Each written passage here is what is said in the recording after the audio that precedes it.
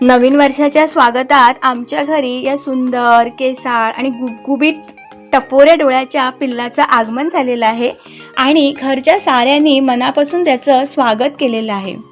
2 दिवसापूर्वीचीच घटना।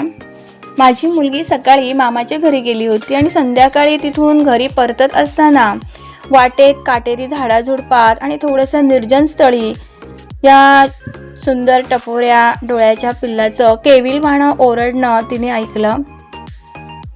अगदी व्याकुळ अवस्थेत ते ओरडत होतं।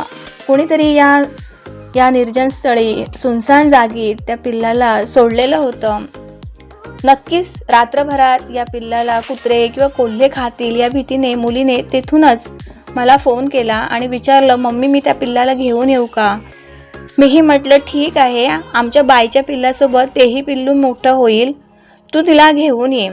आणि सायकलवरून ते पिल्लू आमच्या घरी आलं आणि आज बाईच्या पिल्लांसोबत तेही मोठं होत आहे।